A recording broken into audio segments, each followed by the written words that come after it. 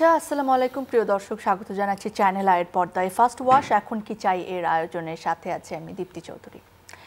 রাস্তায় নামলে আমরা নানা ধরনের গাড়ি দেখতে পাই, bus, truck, microbus, jeep, pickup van এবং বহুল আলোচিত সমালোচিত এখন ব্যাটারি চালিত অটোরিকশা, যাকে বাংলার টেসলা বলে কারণ তাদের দৌরাত্মের কারণে, motor bike, easy bike, covered van সহ আরও অনেক কিছু প্রতিদিন রাস্তায় ছুটে চলে।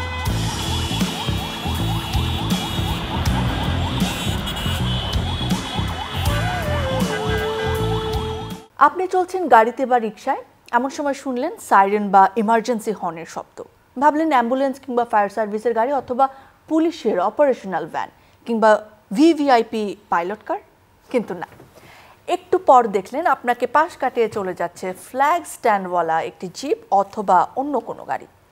সামনের গাড়িকে ওভারটেক করে ডানে বায়ের গাড়িকে সরিয়ে দিয়ে রাজকীয় চালে চলে গেল সে গাড়ি। আপনি ধরে নিলেন হয়তো কোনো ভিআইপি মুভ করছে, মেনে নিলেন ব্যাপারটা, কিন্তু আপনি ভাবলেন না আসলেই কি সেটা কোনো ভিআইপি পরিবহন গাড়ি? এভাবে সাইরেন বাজিয়ে চলা কি আইনসম্মত? ছোট ছোট জিনিস থেকেই তৈরি হয় বড় কোনো সমস্যা, আইনের অমান্য করা এবং যে রাষ্ট্রীয় নীতি রয়েছে, নিয়ম রয়েছে, তার ভঙ্গ করার এক ধরনের মহাযোগ।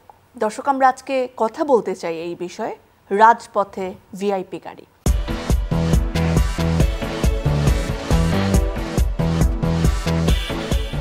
এই বিষয়ে কথা বলার জন্য আজকে দুজন এক্সপার্ট আমাদের সঙ্গে উপস্থিত রয়েছেন। আমাদের সাথে রয়েছেন অবসরপ্রাপ্ত অতিরিক্ত সচিব জনাব ইব্রাহিম খলিল, আমাদের সঙ্গে রয়েছেন অবসরপ্রাপ্ত DIG doctor M Akbar Ali, BPM, PPM. আপনাদের দুজনকে স্বাগত জানাচ্ছি, অনেক ধন্যবাদ সময় দেওয়ার জন্য।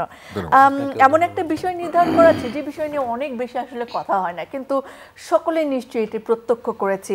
ছোট কোনো অপরাধ কিংবা হয়তো আইনসম্মত, হয়তো আইনসম্মত না, এই ধরনের নানা মানসিকতা, ধারণা আমাদের রয়েছে। আমি একটুখানি জানতে চাই, ইব্রাহিম খলিল আপনাকে দিয়ে শুরু করি, কাদের গাড়িতে আসলে পতাকা থাকতে পারে? আমরা বিশেষ করে এখন রাস্তায় বেরোলেই এই অনেক গাড়ি দেখতে পাই এরকম, যে গাড়িতে ফ্ল্যাগ স্ট্যান্ড লাগানো আছে অথবা ওই যে আমরা বলি ভিআইপি হর্ন আছে। এগুলো বেসিক্যালি জাতীয় পতাকা পরিবহন করার জন্য জাতীয় পতাকার একটা বিধি আছে।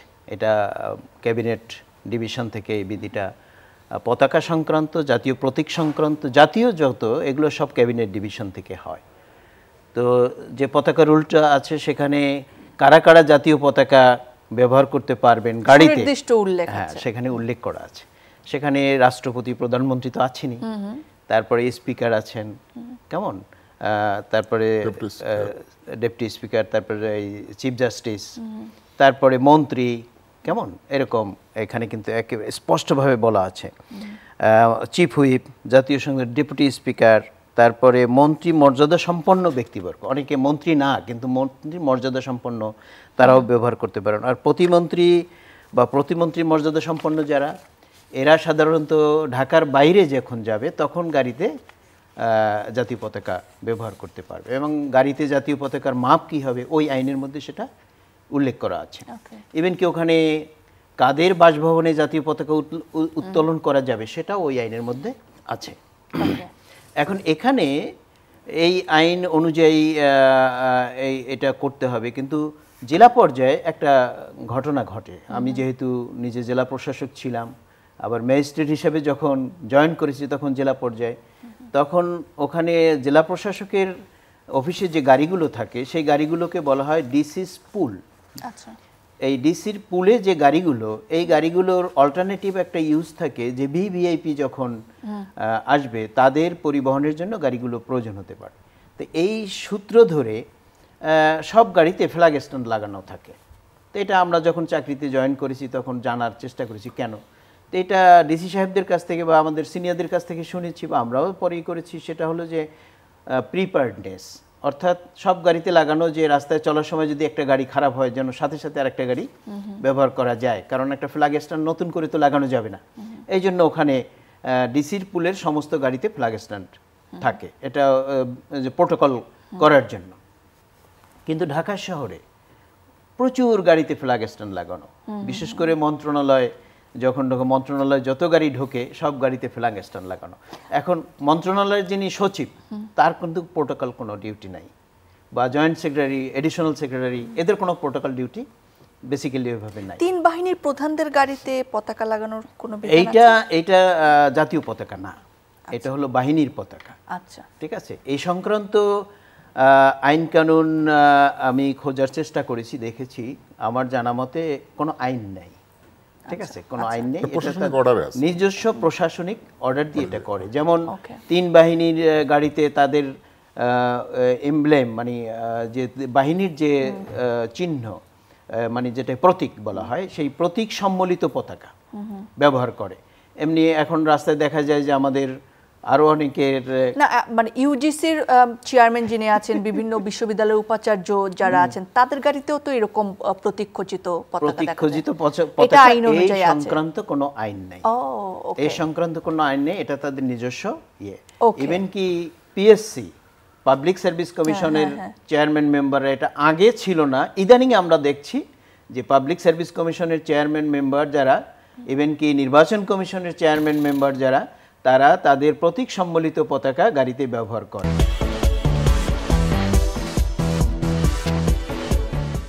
সময় বদলে যায় কিন্তু সৌন্দর্যের সংজ্ঞা বদলায় না। রূপ বদলে যায় কিন্তু আভিজাত্যের মানে একই থেকে যায়। ঐতিহ্য যখন আপন করে নেয় আধুনিকতাকে, তখন সৌন্দর্য ঠিকই খুঁজে নেয় স্যান্ডেলিনাকে।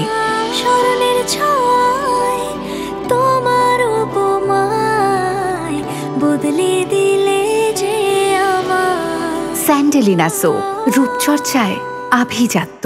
পতাকা যারা ব্যবহার করছেন ইচ্ছে করেই নিজের নিশ্চয় কোনো বিশেষ সুবিধা পাওয়ার জন্য করছেন, পতাকা খচিত গাড়ি মানে পতাকা দেয়া যায় এমন গাড়ি কিংবা ভিআইপি গাড়ি, তারা আসলে কি ধরনের সুবিধাগুলো পেয়ে থাকেন? আমি ডক্টর মাকবুর আলী আপনার থেকে জানতে চাই। জি, তার আগে ভাইয়ের সাথে আমি একটু যোগ করি, যারা এই 3 বাহিনীর প্রধান না শুধু, পুলিশের প্রধান, এখন আনসার ভিডিপি যে মহাপরিচালক, বিজিবির মহাপরিচালক, এরাও কিন্তু পতাকাবাহী গাড়িতে চলছে। তা আরও আছে আর্মিতে যারা কমান্ড পজিশনে আছে, even brigadier general command position থাকলে জন্য একটা ব্রিগেড কমান্ড করছে, তারাও একটা পতাকা থাকবে, 3 কোণা একটা পতাকা, মাঝখানে থাকবে 3 কোণা একটা পতাকা। আবার মেজর জেনারেল যদি কমান্ড পজিশনে থাকে, তারা দেখবেন যে 2টা মানে নেপালের ইয়ের মতো দুইটা কোণাওয়ালা একটা ফ্ল্যাগ থাকে। আর যখন এবং লেফটেন্যান্ট জেনারেলও তাই। আর শুধুমাত্র চিফ যিনি, ওনার হলো 4 কোণা পতাকাটা ওই থাকে এটা। আর হলো যে ওই যে ভাই বললেন যে, আপনিও বললেন যে কিছু কিছু অর্গানাইজেশনও হেডরা তারা এই পতাকাগুলো ইউজ করছে। এখন এই পতাকার ইউজের সুবিধা হলো যে আপনি যখন রাস্তায় যাচ্ছেন আপনার কিন্তু একটা ডমিনেন্স চলে আসে, যে আমি অন্যের চেয়ে আলাদা, আমি কি হনরে ভাই বললেন, একটা ডমিনেন্স চলে আসে অন্যের উপর দিয়ে। আমাদের কিন্তু এই একটা মানসিকতাটা আছে, আমাদের এটা কলোনিয়াল মেন্টালিটি বলতে পারেন, যে অন্যের চেয়ে আমি উপরে আছি, আমি কিছু একটা হলে উপরে আছি। আমি একটু এখন আইনটা জানতে চাই, যে এরকম যে গাড়িগুলো আসলে সত্যিকার অর্থে আইন দ্বারা সিদ্ধ যে তারা পতাকা উড়াবে, তাদের জন্য সুবিধাগুলো আসলে কি রাখা? না, যারা পতাকা নিয়ে চলতে পারেন তাদের সুবিধা, তারা আইডেন্টিফাইড। হ্যাঁ, যা আজকে এখানে পুলিশ চিফ যাবে, তার বা আর্মি চিফ যাবে, সবাই দেখছে, তো তখন তার জন্য একটা সুবিধা, চলাচলের সুবিধা আছে।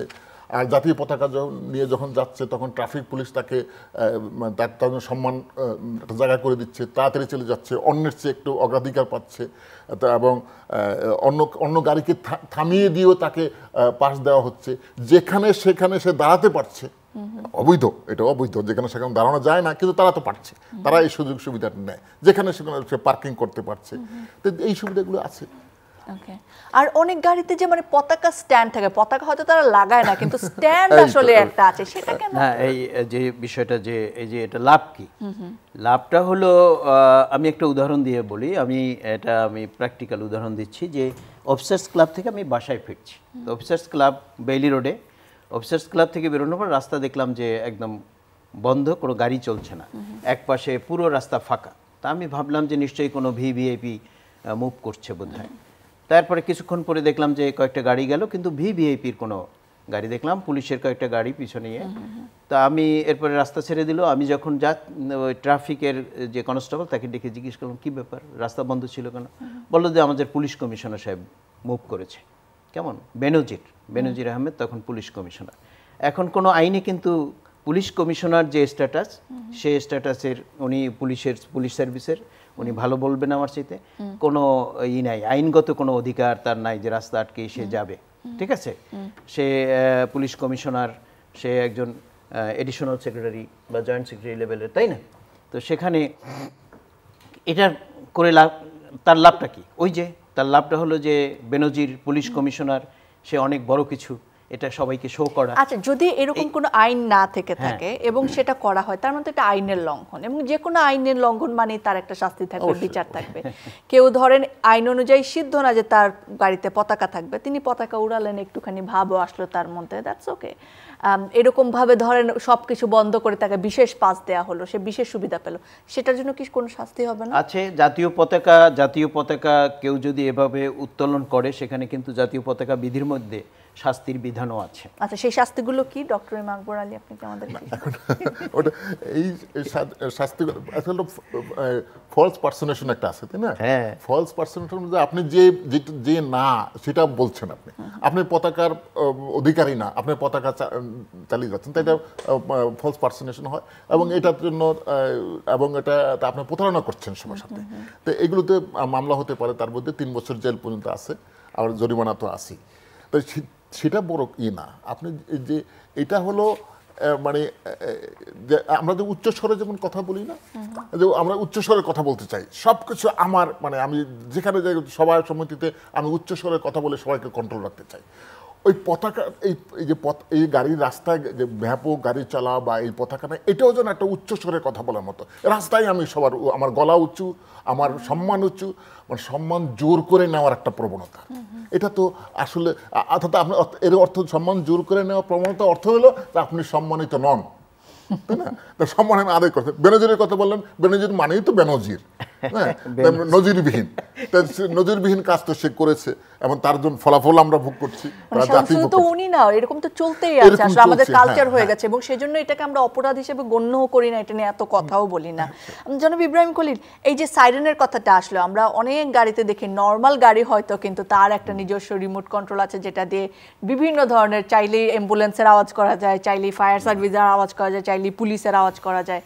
তো সেরকম তো চলছেই, এবং মানুষ ভাবছে যে হ্যাঁ তাকে একটু সাইড দিয়ে দেই, সাধারণ মানুষ ভাবছে, অথবা পুলিশরাও হয়তো একটুখানি মানে প্রশ্ন করতে ভয় পাচ্ছেন যে না জানি কি হয়ে যায়, আমার চাকরি নিয়ে হয়তো টান পড়বে। এই জায়গাটা মানে আসলে কিভাবে করা যায়? আমরা তো হর্ন নিয়েও এখন কথা বলি, এই জায়গাটা তো ভেরি সিম্পলি আমরা যদি দেখি যে আমাদের আইন প্রয়োগের ক্ষেত্রে আমরা অনেকখানি দুর্বল হয়ে যাই, যখন এই যে ফ্ল্যাগ স্ট্যান্ড লাগিয়ে বা অবৈধ ফ্ল্যাগ উড়িয়ে গাড়ি যখন রাস্তায় চলছে, ট্রাফিকের সিগন্যাল অমান্য করে অনেক সময় তারা চলে যাচ্ছে। ইভেন কি এরকমও ঘটনা যে ফ্ল্যাগ স্ট্যান্ড লাগানোর পিছনে যে প্রোটেকশন থাকে বা অন্য, ইভেন কি এটা আরও উদাহরণ দেওয়া যায় পরে, প্রোটেকশন সে নেমে গিয়ে ট্রাফিককে বলে যে রাস্তা ছেড়ে দাও, তো এরকম ট্রাফিক রাস্তা ছেড়ে দিতে বাধ্য হয় অনেক সময়, নিজস্ব বাহিনী দিয়ে হয়তো রাস্তা পরিষ্কার করানো হচ্ছে, এরকম করে তারা যাচ্ছে, এই যে অবৈধ সুযোগ নিয়ে যাচ্ছে।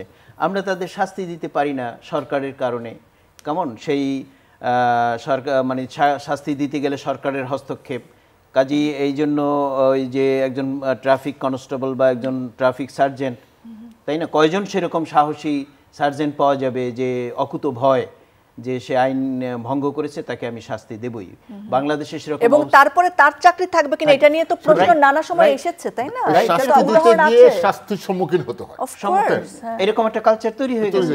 কাজে আমাদের লোকজন তো দেখেও না দেখার ভান করতে বাধ্য হয়, তাই না? এবং এই ছোট ছোট জিনিসগুলো থেকেই কিন্তু বড় ধরনের অপরাধ আমরা দেখে না দেখার যে ভান, সেটা চলেই আসে আমাদের অভ্যাসে। এটা তো এইটা কিন্তু এই যে ছোট ছোট জিনিস থেকে, এটা এই যে দীর্ঘ বিগত 15 বছর, বিশেষ করে আমি যদি পুলিশের কথাই বলি, পুলিশ যে ছোটখাটো অনৈতিক বা অনিয়ম করতে করতে সেটার একটা বহিঃপ্রকাশ মহিরুহ হয়ে গেছিল, এবং সেটা আজকের পুলিশ এমন দুর্বল হয়ে গেছে যে আমাদের প্রয়োজন অনুযায়ী যে কাজটুকু করা দরকার সেই কাজটুকু পুলিশ করতে পারছে না। এবং অনৈতিকভাবে পাওয়ার প্র্যাকটিসের জায়গাটা তো আমাদের প্রতিটি ক্ষেত্রে, একেবারে রাজনীতি থেকে শুরু করে আমাদের প্রশাসন পর্যন্ত। জনাব আকবর আলী, আপনার কি মনে হয় না এই ধরনের কাজগুলোকেও এখন সময় আসলে যখন আমরা ঢেলে সাজাতে চাই তখন এই ধরনের কাজগুলো বিরুদ্ধেও ব্যবস্থা নেওয়া দরকার? অবশ্যই দরকার, অবশ্যই। এটা এখন না, এটা অনেক মানে এটা যখন থেকে অনিয়ম শুরু হয়েছে তখনই আমাদের মনে হয়েছে এটা করা দরকার, এবং ভাইও বললেন যে এটা আমরা অনেক করতে পারি নাই, তো করা দরকার। এবং এইটা high time, this is the high time. কারণ হচ্ছে কি অনেক সময় আমরা সব পলিটিক্সের দোষ দেই, পলিটিশিয়ানদের কারণে আমরা অনেক কিছু করতে পারি না, কিন্তু এখন তো আর আমরা ওই দোষটা দিতে পারছি না।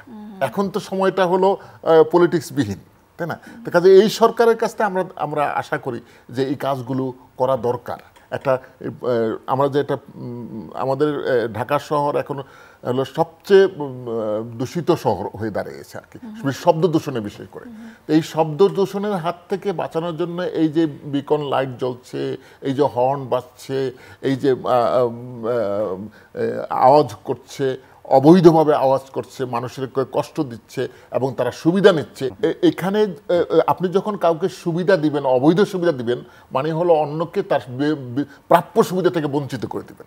আপনি যখন একটা রাস্তা বন্ধ করে দিচ্ছেন, পিছনে লম্বা ট্রাফিক জ্যাম পড়ে যাচ্ছে, আপনি ভিআইপিকে আপনি পাস দিচ্ছেন, এর অর্থ হলো যে আমরা এই লোকগুলো ভিআইপি পাসটা নিয়ে আমি একটুখানি জানতে চাই। মানে ঢাকা শহরে ভয়াবহ জ্যাম যখন, তখনই জানা যাবে কোন একটা রাস্তায় ভিআইপি পাস হচ্ছে। এখন ভিআইপিও থাকবে, সাধারণ মানুষও থাকবে। আমাদের এখানে যখন জ্যামের এত সমস্যা, সেই জায়গায় এরকম একজন ভিআইপি যাবেন, তার 1 ঘন্টা আগে থেকে রাস্তা বন্ধ করে রাখে। এই সমস্যাটা ওই 1 ঘন্টা বললেন না, 1 ঘন্টা ভিআইপি পাস হইতে তো 5 মিনিট বা 10 মিনিট বেশি লাগে না, কিন্তু প্র্যাকটিস হলো এই ভিআইপি যাবে কটায় যাবে, 10টায় যাবে, ঠিক আছে তোমরা 9:30 থেকে বন্ধ করে দিবা। আবার না, ওটা অর্ডার দিতে দিতে দেখা যায় যে সেখানে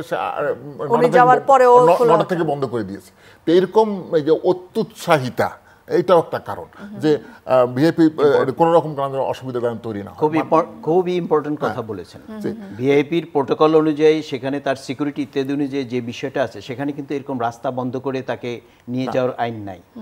তাকে প্রোটেকশন দিয়ে নিয়ে যেতে হবে, কিন্তু সেখানে এরকম রাস্তার অন্য চলাচল বন্ধ করে রাস্তা ফাঁকা করে নিয়ে যেতে বেটার নাই।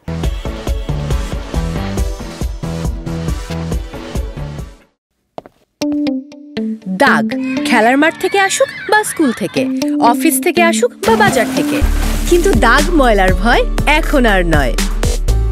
তাই যে কোনো রকম দাগ ময়লাকে দাও ফার্স্ট ওয়াশের last warning. First wash detergent powder, যার এনজাইম সমৃদ্ধ মাল্টি বুস্টার মুহূর্তেই যে কোনো রকম দাগকে দূর করে এবং এর কালার গার্ড কাপড়ের রঙকে রাখে নতুনের মতো ঝকঝকে। তাই আজ শুধু আমি নই, সবাই জানে সাদার আরেক নাম ফার্স্ট ওয়াশ ডিটারজেন্ট পাউডার। বিশেষ সুবিধা এবং সুবিধা বঞ্চিত করা সাধারণ মানুষকে, এই জায়গাগুলোতে কি ব্যবস্থা নেওয়া যেতে পারে? আচ্ছা, ব্যবস্থা নেওয়ার আগে একটা কথা বলি, সেটা হলো বাংলাদেশের প্রচুর আইন আছে, প্রচুর আইন, কিন্তু জানিই না হয়তো আইন, অনেক আইন, কিন্তু আইন হয় তখনই যদি এটা মান্য করা হয়।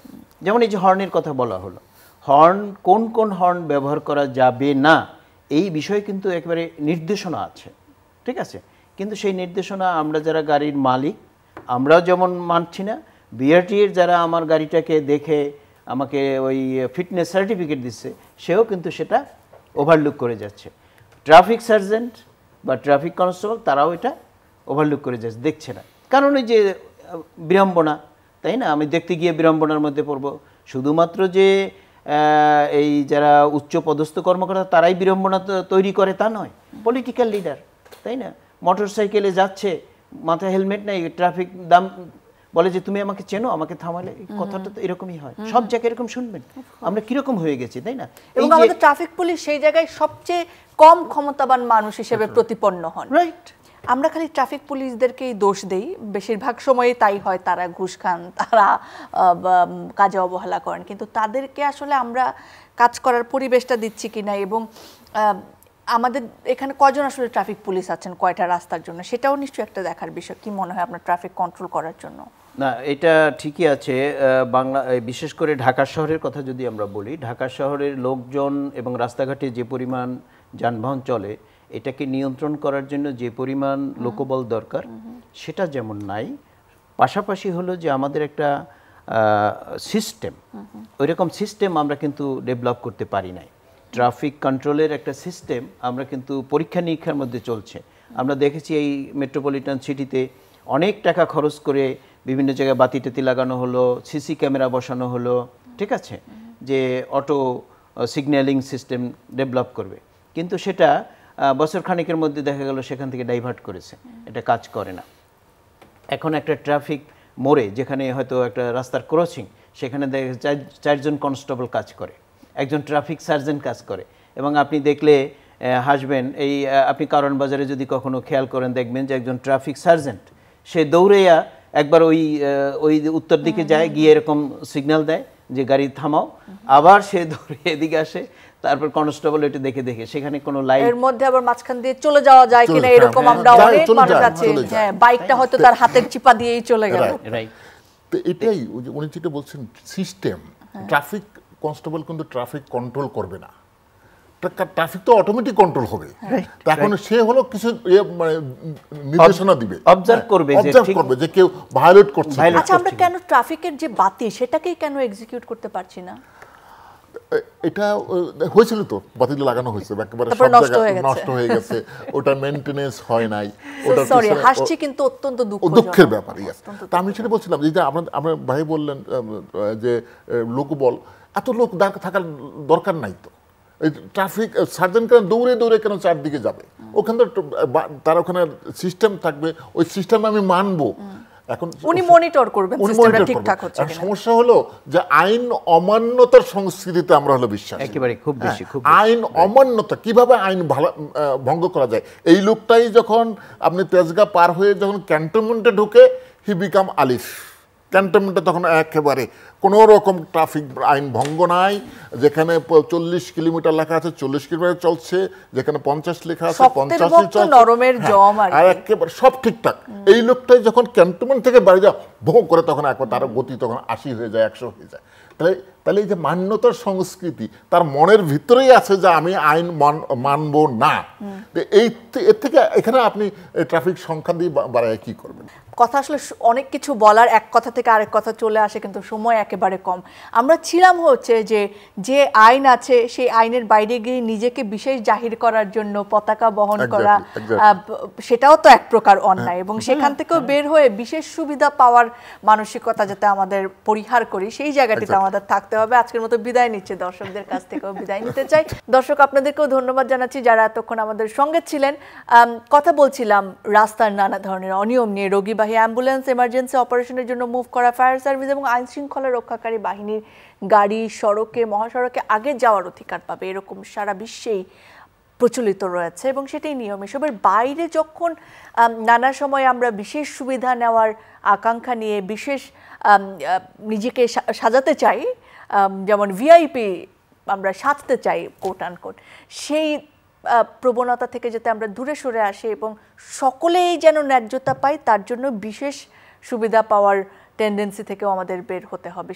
সেই আহ্বানটি জানিয়ে আজকের আয়োজন শেষ করছি। আবার দেখা হবে, আবার কথা হবে।